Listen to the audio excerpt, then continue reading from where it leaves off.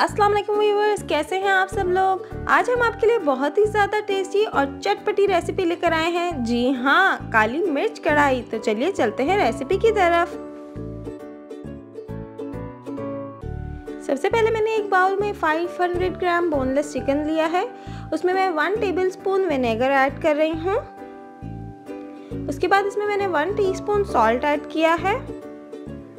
उसके बाद half tea spoon black pepper powder add कर रही हूँ। इससे काली मिर्चों का टेस्ट जो है वो बहुत ज़्यादा रच जाएगा इसके अंदर। इसके बाद मैंने आधा कप कुकिंग ऑयल लिया है। उसमें मैंने एक प्याज चॉप करके डाली है। इसे अच्छे से फ्राई करेंगे। इसे सिर्फ पिंक करना है हमें। उसके बाद मैंने तकरीबन 1 से 2 हरी मिर्चें ली हैं, वो मैं इसमें ऐड कर रही हूँ। उसके बाद 4 से 5 लहसुन के जवे मैंने चॉप करके रखे थे, वो मैं इसमें ऐड कर रही हूँ। लहसुन डालने के बाद अच्छे से भून लेंगे। अगर हम इसे अच्छी तरीके से नहीं भूनेंगे तो लहसुन का जो कच्चापन है उसका जायका आपको आएगा। गोश्त डालने से पहले हमें लहसुन को अच्छे से भून लेना है। उसके बाद जो हमने चिकन को मैरिनेट करके रखा था काली मिर्चों के साथ, वो हम इसमें ऐड कर रहे हैं। इसे भी हम फ्राई कर लेंगे। चिकन अच्छे से फ्राई हो जाएगी तो वो खुद ही अपना पानी छोड़ेगी। हमें इसमें बिल्कुल भी पानी ऐड नहीं करना है। देखें, चिकन हमारा भुन गया है। इसके बाद इसमें मैं half tea spoon salt add कर रही हूँ। 1 टीस्पून धनिया पाउडर ऐड कर रही हूँ। हाफ टी स्पून यहाँ पे मैंने भुना कुटा जीरा लिया, वो इसमें ऐड कर रही हूँ। हाफ टी स्पून लाल मिर्च पाउडर ऐड कर रही हूँ। हाफ टी स्पून हल्दी पाउडर ऐड कर रही हूँ। सारे मसालों को अच्छे से मिक्स कर लेते हैं। इसके बाद मैंने 2 से 3 टमाटर लेके इस तरह चूल्हे पे उन्हें जला लिया है। उनका छिलका जब जल जाएगा तो फिर हम उसको पील ऑफ कर लेंगे।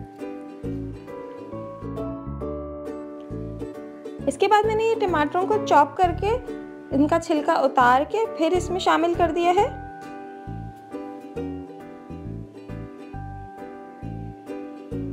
अब टमाटरों का भी इसमें पानी है। हम इसे ढक के तकरीबन 10 मिनट तक पकाएंगे ताकि टमाटर भी अच्छे से गल जाए और पानी भी खुश्क हो जाए।